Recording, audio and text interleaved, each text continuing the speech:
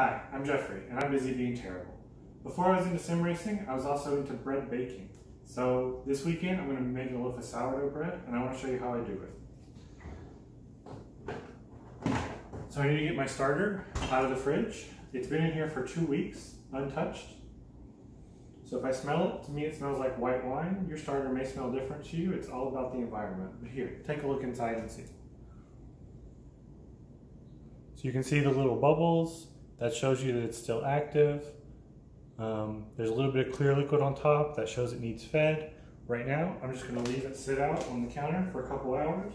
I'm going to come back and feed it. So this is Thursday at 6 o'clock.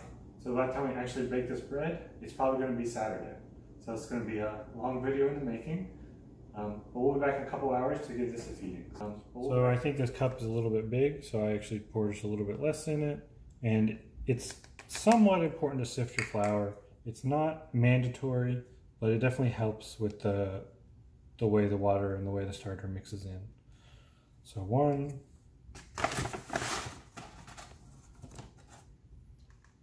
And 2.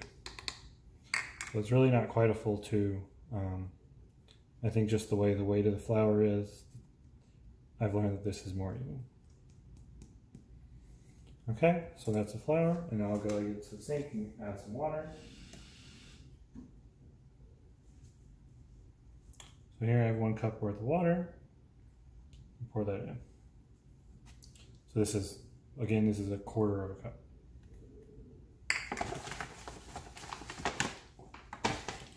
Okay, and I'll just go ahead and mix these together with the spatula so it, mixes easy. Scrape the sides down. And add in my starter. So here you can see my starter.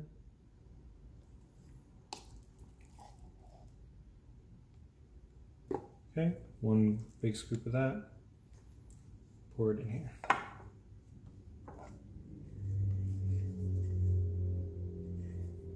So the rest of my starter will pretty much get thrown away. It's not going to go into my bread recipe. This starter is going to be grown this time and then 1 more time with feeding to kind of recover it from its sleep. So it's been in the refrigerator for 2 weeks. It's used. It's definitely needs fed, and it needs time to grow and get back to its full strength. So that's why we're starting this on Thursday night, and we're doing it to prepare to make bread on Saturday.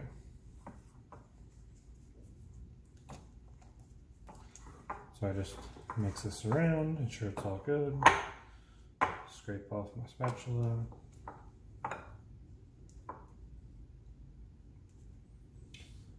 Okay, and take a look at that.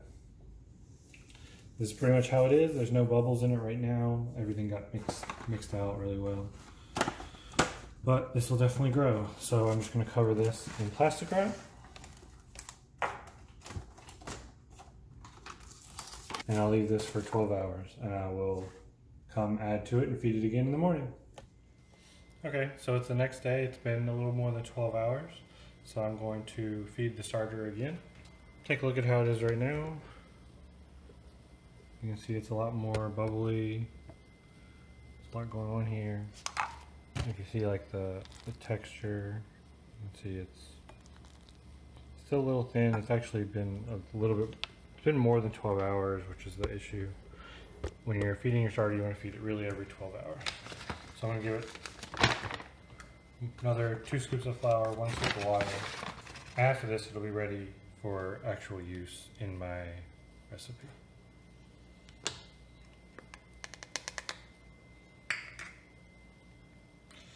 Again, sifting is not mandatory, but it definitely helps. Helps everything just mix and absorb in better. Make sure you don't have any clumps of dry flour in your mixture.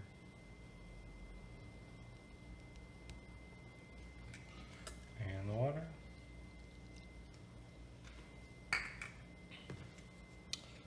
Just mix this up.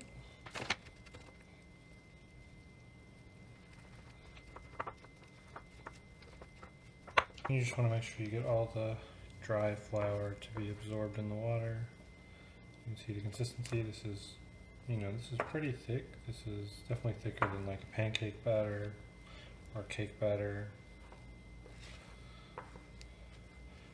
But over time, as the bacteria grows and releases a lot of air inside it, it'll make it much thinner. And that's really what you're looking for. So now if you were actually growing your starter and you were keeping it like out on the counter alive, I wouldn't really recommend using a bowl like this. You would want to use something more like a jar, something tall where you could see it grow. But for me, I'm only making this bread once every 2 weeks. So I'm going to use this for my starter, for my bread. I'm going to put whatever I have left over back in my container, and I'm going to put it back in the fridge. Okay, so that's it. We'll come back to this in 8 hours or so and make the bread. Okay, so it's been about 8 hours since we last fed the starter. Take a look at the starter now. So you can see it's very bubbly. There's a lot more starter than there was when we first started. And it's definitely ready to use now, so we're ready to follow the bread recipe. So I'm following a recipe on kingarthurflour.com. This is a recipe called no knead sourdough bread. I definitely do knead it some though with the machine. So I have the mixer, the pot here for a KitchenAid stand mixer, and that's what I use to make it in. So let's go ahead and get started. So an important thing you need for making bread is a scale. So unlike when making the starter, you didn't have to have everything accurate. But when you are making the actual dough, you do need really good accuracy, precision on your measurements. Otherwise, everything just won't turn out right. So I like to start with the dry ingredients because I can take some out if I put in too much, whereas with the wet ingredients, I'm not going to be able to do that. So put on your thing, zero your scale. And I'm going to start by putting in 602 grams of flour. So they call for bread flour in this recipe, but I like to mix it up a little bit. So I'm going to be including like 602 total grams of flour, but with a little bit of mix. So start with some wheat flour, maybe 50 grams or so. That's good enough. So doing 58 grams of whole wheat flour. And throw in some bread flour.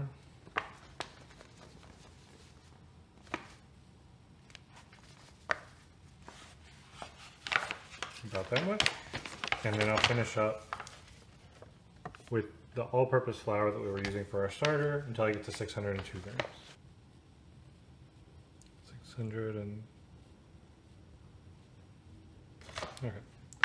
602. Okay, so that's all we need for flour. And the other dry ingredient we need in this is salt. 1 tablespoon or 18 grams of salt. So I will use this cup just to weigh that. So again, zero it out.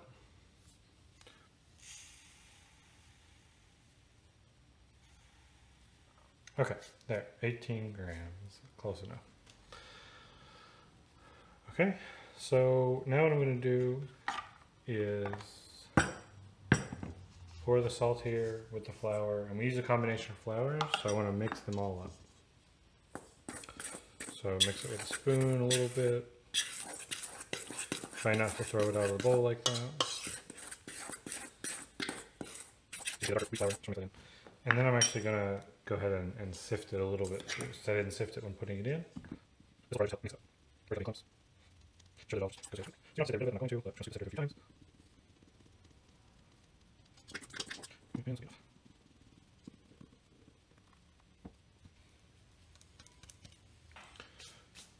Okay, so I've got the salt and I've got the flour. So now I'm going to add in some of the water and the starter. So for water, this is still zeroed. This calls for 397 grams of lukewarm water. Okay, 310, and I'll do 87 more later.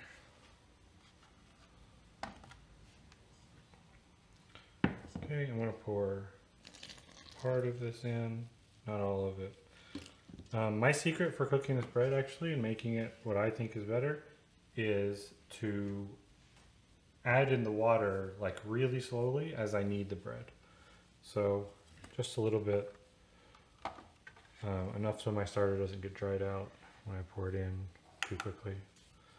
Zero this again, and now I need 227 grams of my fed sourdough starter. So this number I often go a little over on just because I'm just gonna pour it in there. So aim for as close to 227 as we can. Okay, it's 219, just a tiny bit more. So I don't have much starter left that I'm gonna be saving for making bread in the future. I have enough. You only need maybe a tablespoon for your starter to stay alive.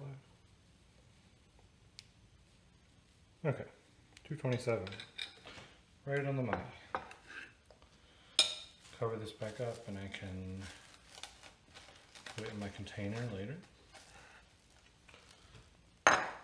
Okay, so now I've got all the ingredients mixed together. So what I'm going to do is transfer this into the stand mixer.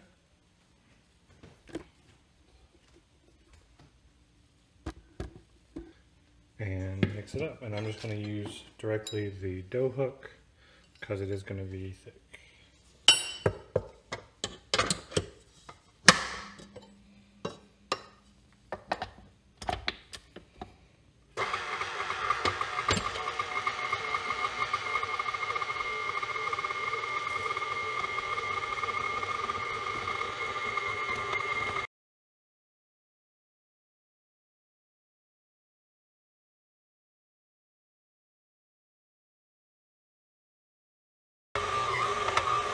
Okay, and here we are, 91 grams, close enough.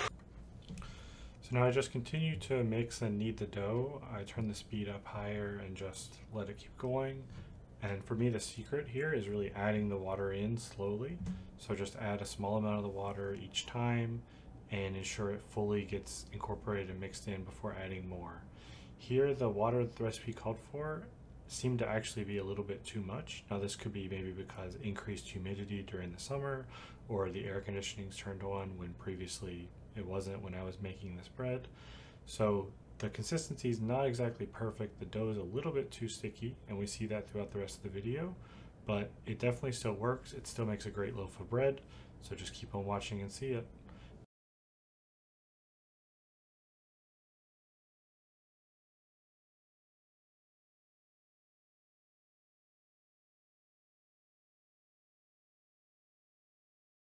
And here you see I just scrape off the remaining dough from the hook, so it's all in the bowl.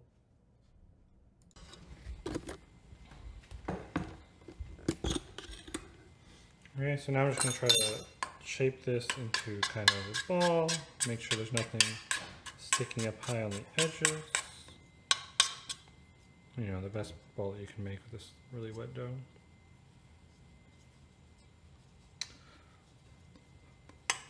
Smooth surface and whatever else. So about like that. Take it and cover it up. Cover this with plastic wrap. So it's important to do this just to keep it airtight, keep it moist. That way it can rise and not dry out. So the rest part of the recipe calls for leaving this to rise for 1 hour. So after 1 hour, flip it around. Just knead a little bit by hand, flip it over. Do that 3 times, so 3 hours. So that's what we're going to do next.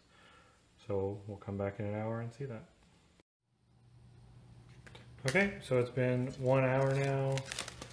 So we can see the dough, it's a little bit more, maybe it's risen a little bit. It's definitely flattened out some from how we left it.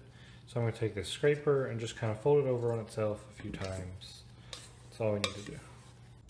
So the dough here is a little bit too wet. It's really sticking to this scraper and it's difficult to turn, but just keep working with it, do the best you can. Okay, so this was 1 hour, and so we'll come back in 1 more hour and essentially do this again. It's been another hour, so let's take a look at it again. See, maybe it's risen a little bit more. We just need to fold it again. Here again, the dough is still very sticky and very wet, but just keep trying to turn it and just mix it up. Okay, and do this again, one more hour.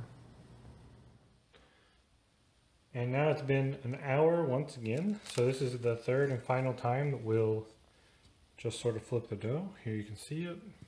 Again, it's expanding a little bit. It's, flattening out from when we put it in the bowl in the first place.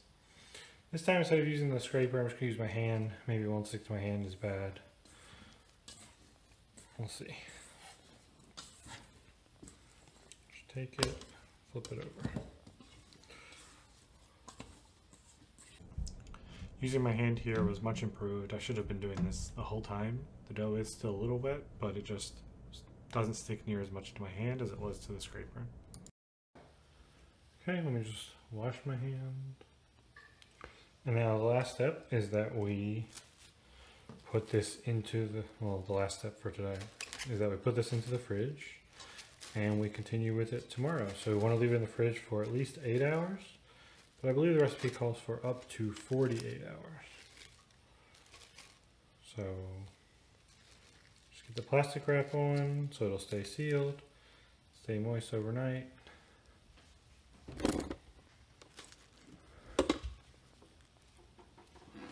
Put it in the fridge. And we'll come back to this tomorrow. Okay, so it's the next day now, so we need to take the dough out of the fridge. It's been more than 12 hours.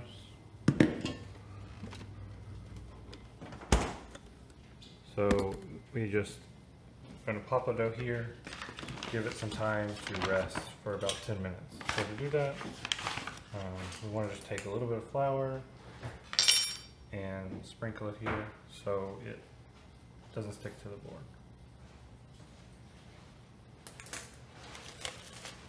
Okay, so here's what our dough looks like. So it's much firmer now from being in the fridge,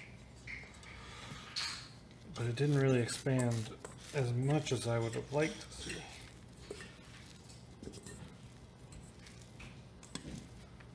Okay, so I pull it out, kind of shape it a little bit into a ball, and put it on here with the seam side up.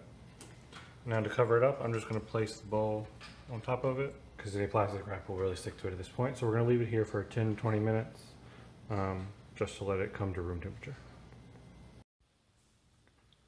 Okay, so it's been, I think, 15 minutes, so let's take this off.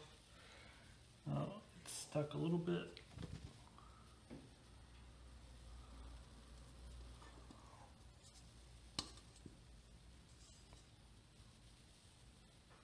Okay, and so it's had time to warm up just a touch, and we're going to place it in our baking container.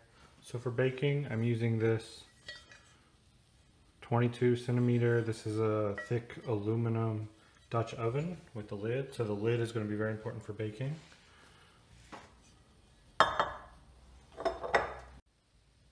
Okay, so I like to take this and I like to put some parchment paper in the bottom of it. So just put out a circle.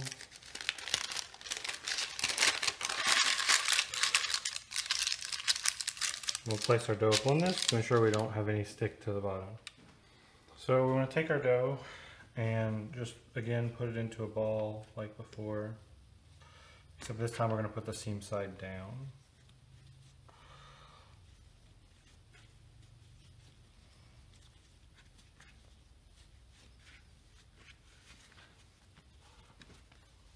Bring all the edges really together,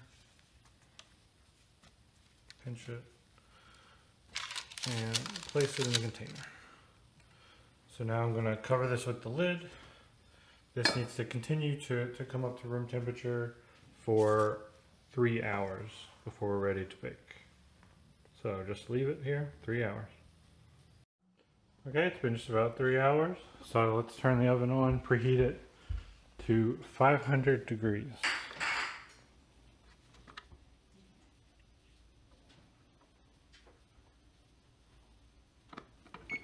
Okay, and once this gets hot, we'll do more.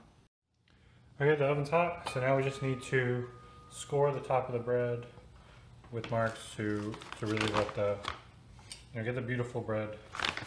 Let me take it out of the oven. So we'll put a little bit of flour on top. This really helps to have a sifter because you need this really thin layer across the surface.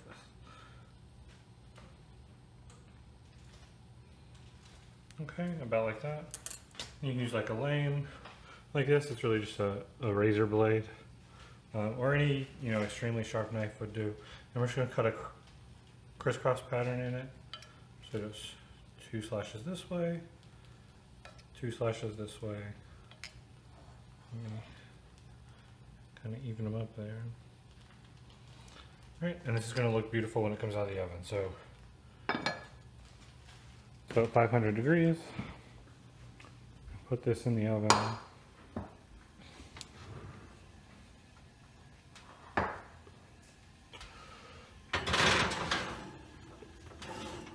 With the lid on. Okay, and then the recipe immediately calls for turning the oven down to 450. So you put it at 500, immediately lower it to 450. And we're going to time this for 45 minutes. And then we'll do it like this much at 450 with the lid on, and then we'll do another 10 to 15 minutes with the lid off. Okay, so the timer's almost done. It's been 45 minutes of baking time. So now we're going to remove the lid.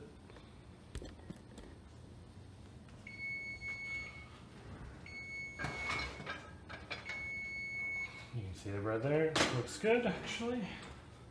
So another 15 minutes. Another 15 minutes just to let it darken. 10 to 15 minutes, but so we'll start at 13. Okay, so just a couple seconds left here. We'll put it in for 13 minutes. Let's take a look. Let's take a look at the bread. Okay, and yeah, I think it's done. So go ahead and pull it out, set it up here, turn the oven off. Okay. Looks very good. You can see the cuts we put in top, the flour we put on the top. Alright, let's dump it out and put it on the cooling rack.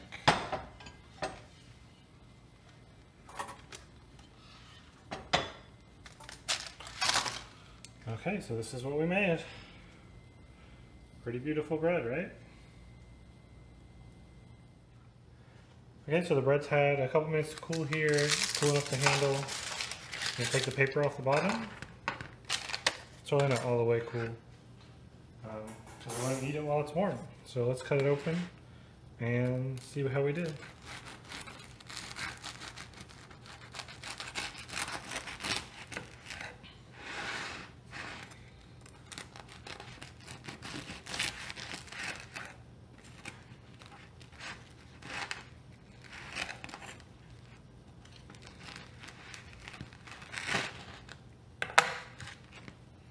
Well, I think that looks pretty good.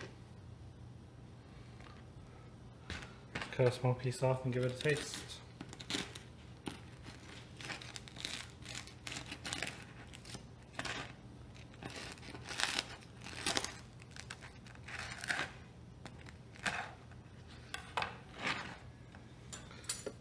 I've got some butter here.